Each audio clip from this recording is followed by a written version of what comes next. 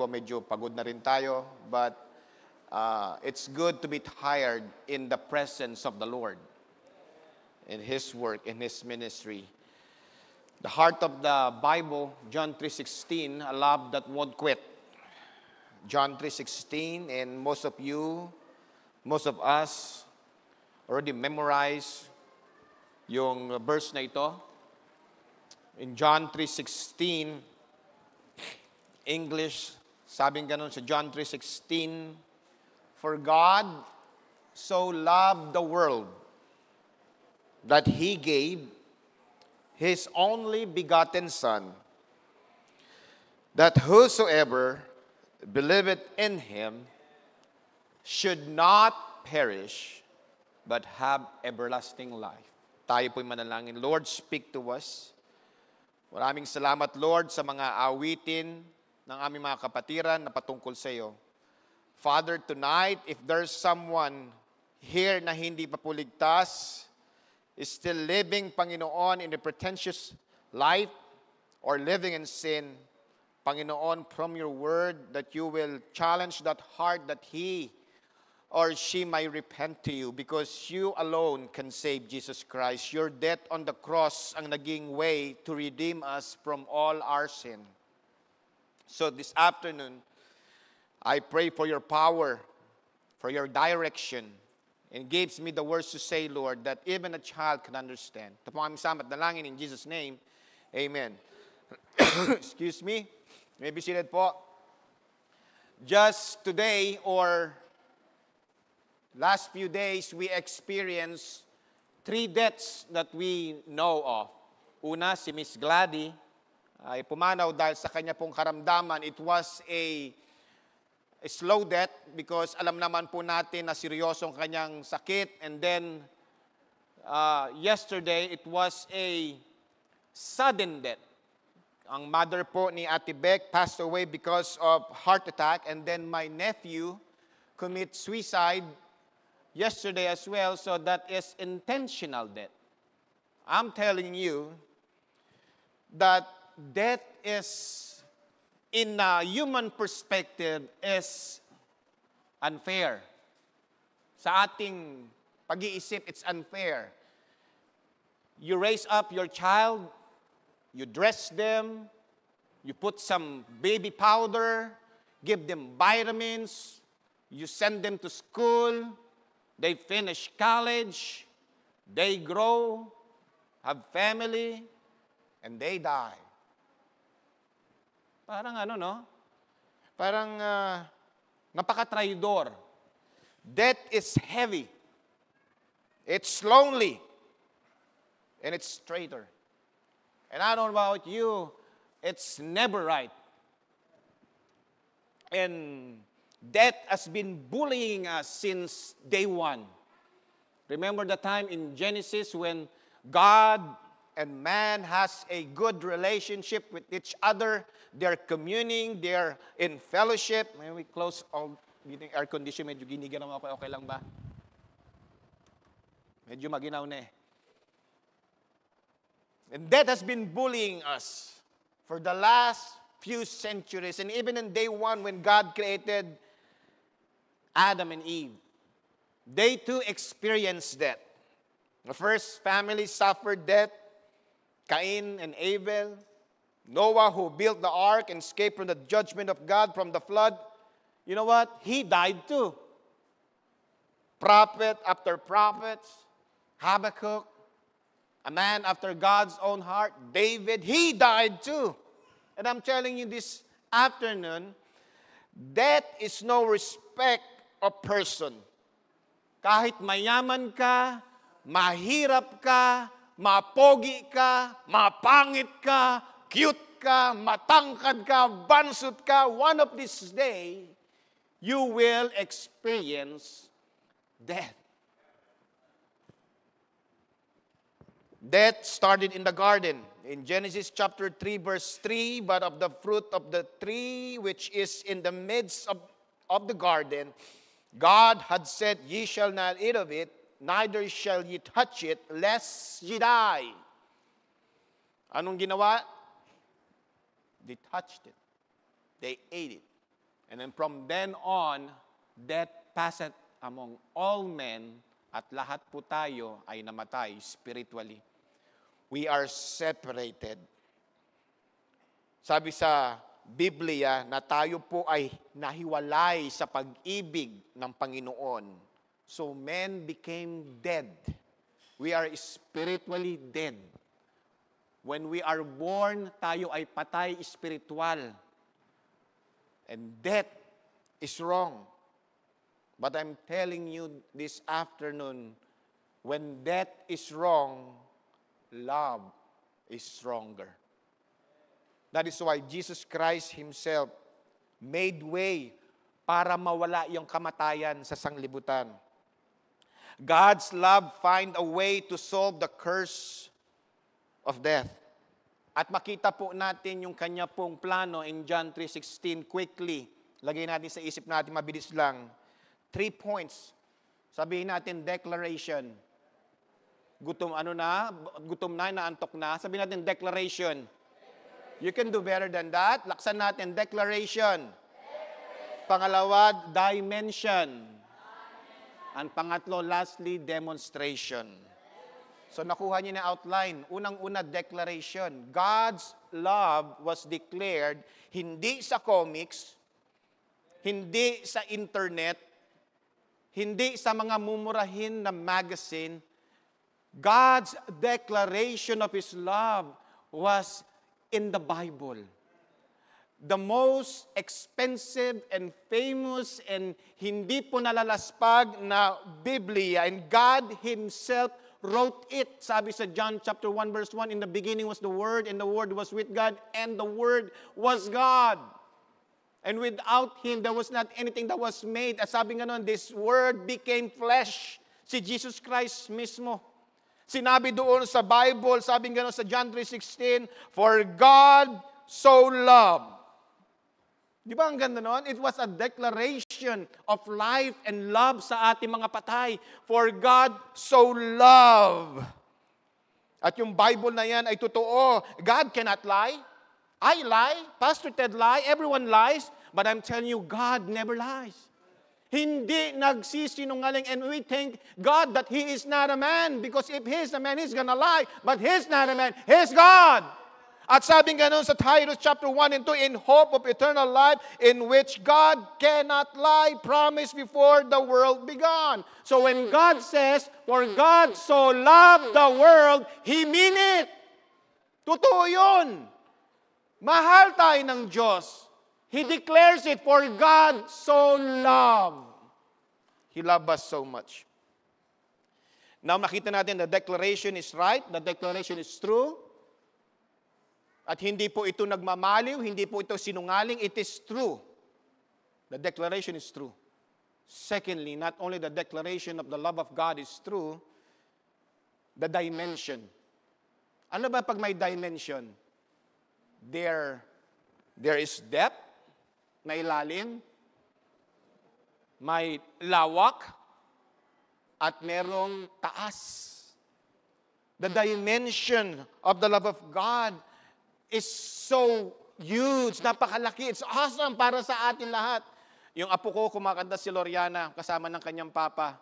Deep and wide, deep and wide. Ano sa doon? Ayun, yung iba, yung apo ko, any fountain, any deep and wide. Ang pag-ibig ng Panginoon, when He declared it in the Bible, it is true. You can see the dimension. It was so wide, it was so deep, and it was so long. Lahat po, what is in the world? Let me tell you quickly what's in the world. In the world, it's Israelites, the Jew. Sabi ng Bible sa John chapter 1 verse 11, He came unto His own, and His own received Him not. Na sarili niya mga Hudyo, nilapitan niya, you need to get saved, you need to accept me, you need to repent and turn to me, I alone can save. Pero sabi ng mga Hudyo, away with Him, crucify Him. Hindi siya tinangkilik. Not only the Jew, what about the world, the Gentiles? John chapter 1 verse 10, He was in the world, and the world was made by Him, and the world knew Him not. His own knew Him not. He turned to the world. They knew him not as well. What about the sinners? In Luke chapter 5, verse 27, the Bible says, and after these things, he went forth and saw a publican named Levi. Si Matthew po yun, sitting at the receipt of custom, and he said unto him, follow me. In Luke chapter 32, verse 42, the Bible says, and he said unto Jesus, Lord, remember me when thou comest into thy kingdom. In verse 43, and Jesus said unto him, verily, verily, I say unto thee, today shalt thou be with me in paradise. Nakita natin dito, there is a grand declaration. Nakita rin natin dito yung declaration na yun ay totoo. At nakita natin itong declaration na ito is for everyone. To whom it may concern, that the dimensions is so deep, it's so wide, it's so high. Don't you just praise God? Nakasama tayo doon. I was thinking about Mephibosheth this morning when I preached, when David looked for Mephibosheth.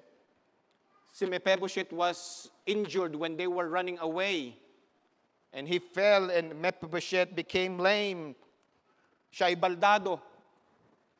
What can Mephibosheth offer David in his kingdom? Sabi niya, King David, sige, pwede muna ako maging sundalo, magaling ako sa... No, he's not a good soldier. He cannot work. He cannot fight. Ang tawag sa kanya, alam mo, freeloader. He's a freeloader. Walang kwenta. Ask yourself this afternoon, what can you offer to God? Mga bata, anong kaya niyong i-offer sa Panginoon? Girls, what can you offer to God? Without you, without us, God is still God. And yet, He loves us so much. Ang yayabang pa natin. Makasalanan tayo. There's nothing good sa ating buhay. But, hey, sabi, for God so loved.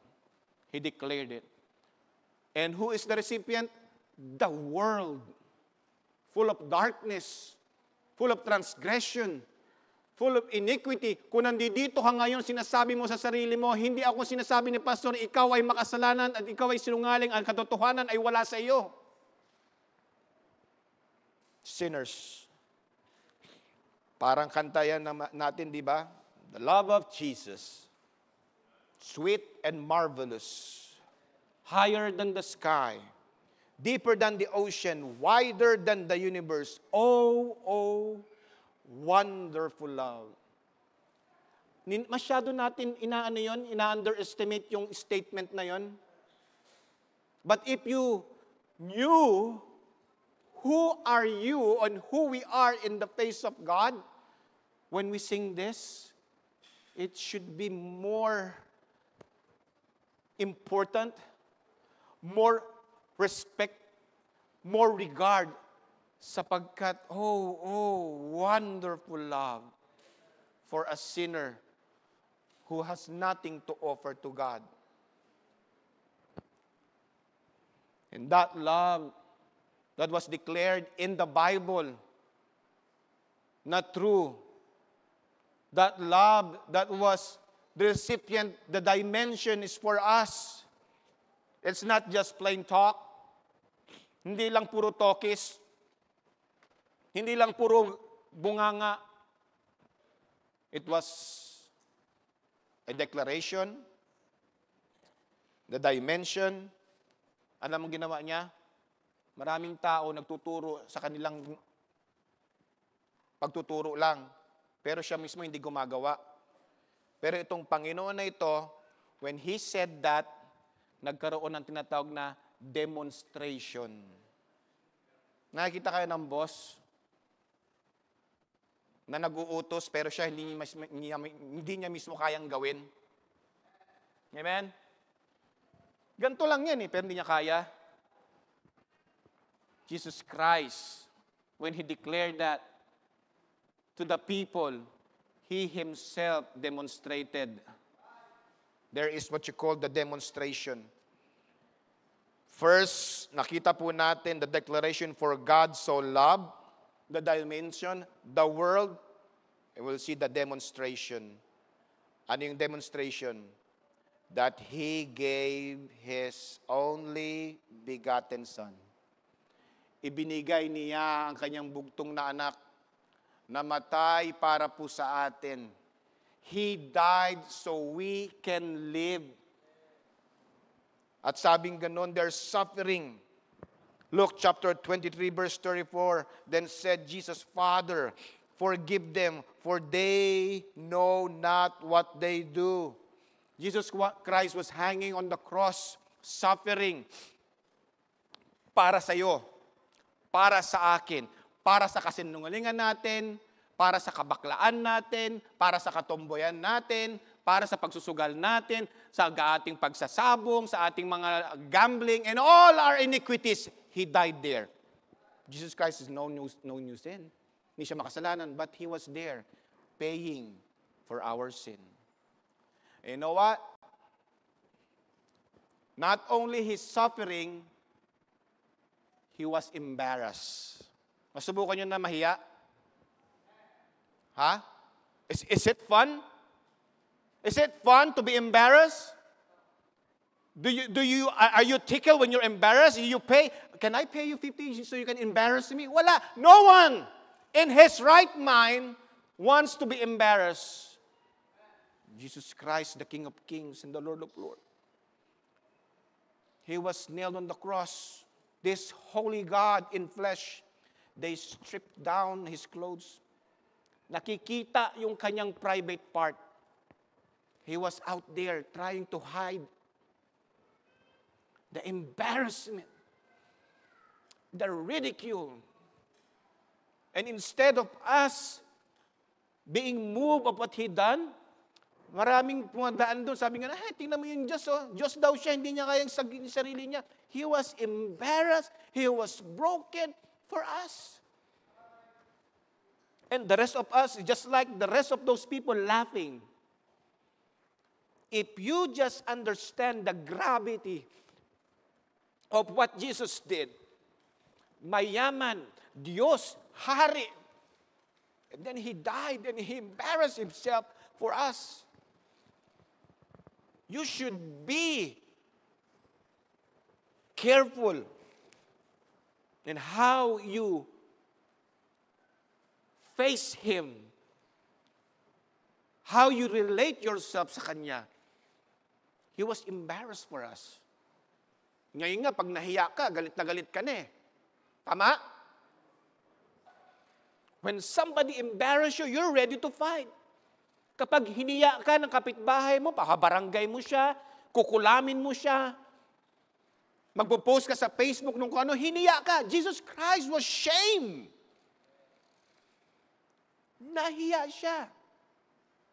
That picture on the cross na binibenta ng mga ibang mga Katoliko, yung graven images na yan, that's not the case. He was naked. He was naked. He was exposed for you and I. That's the God that we are serving. And that is the same God who declares His love. He said, for God so loved the world. And He demonstrated yung pagmamahal na yan. He suffered the embarrassment and then finally He died. Finally, He died on the cross.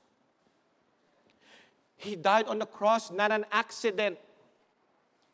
It was a conspiracy with the Father.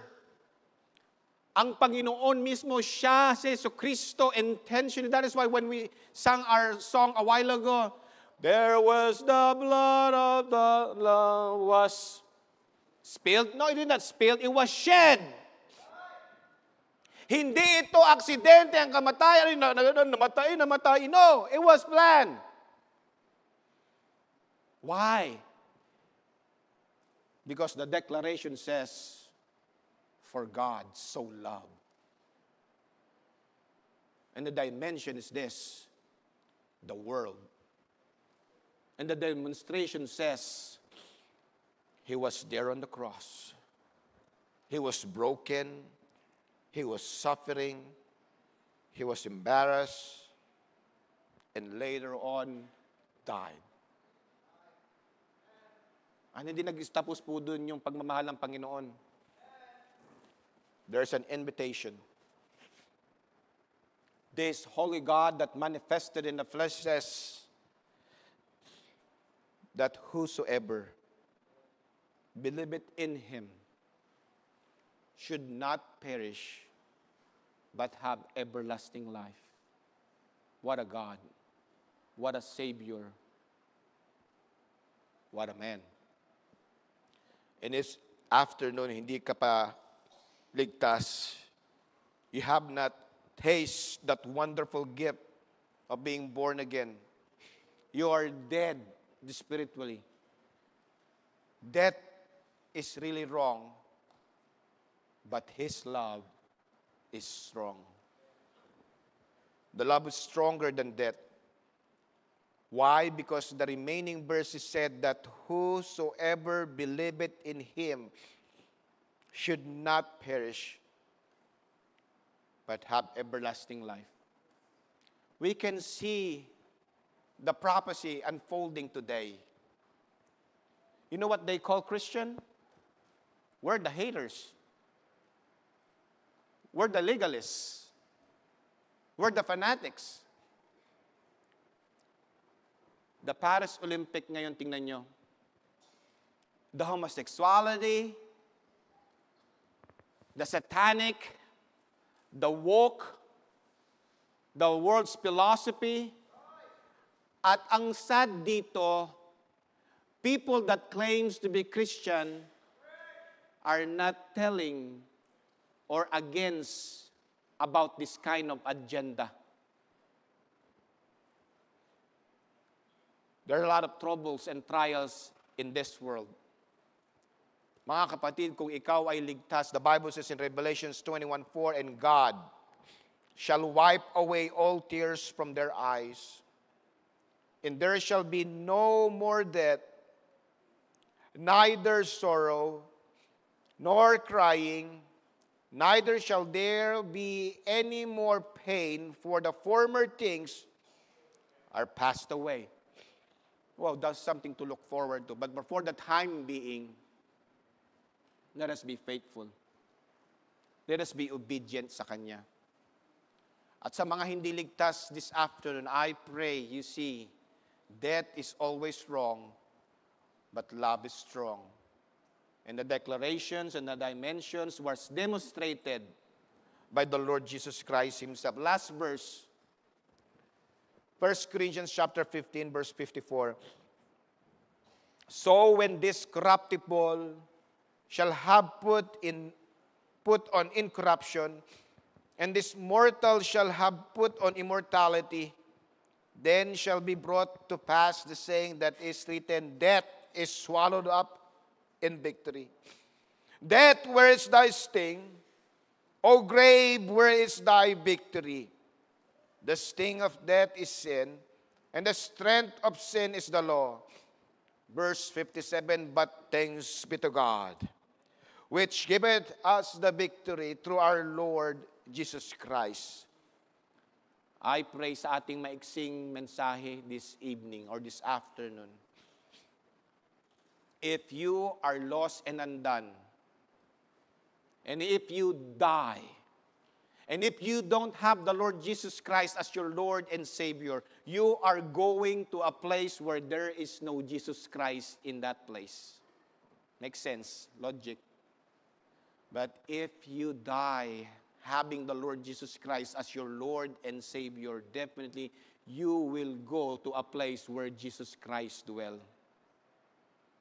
Huwag niyo sisisihin yung preacher when you die. Say, sana, ba't hindi sinabi ni Pastor, nandito kayo ngayon, lalo na mga kabataan, nandito kayo. Sa ating mga visitor na hindi paligtas, you don't have a relationship with Jesus Christ, you will remember this time pag kayo po ay nawala dito sa sanglibutan. I hope we can honestly say, katulad ng sinabi ni Pablo, to be absent from the body is to be present with the Lord. Love is stronger than death, more powerful. So this afternoon, it's going to be your decision.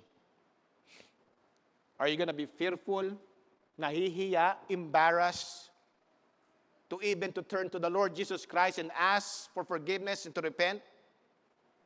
Ikaw ay napipressure, baka sabihin, anong sasabihin nila if I come forward?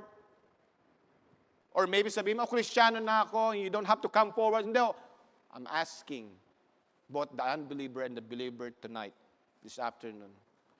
If you are a believer, won't you thank God for His death? For His demonstration? Least that you could do. If you are not saved, you heard the truth this afternoon. That God declared that for God so loved, He loved the world. The dimension, the world.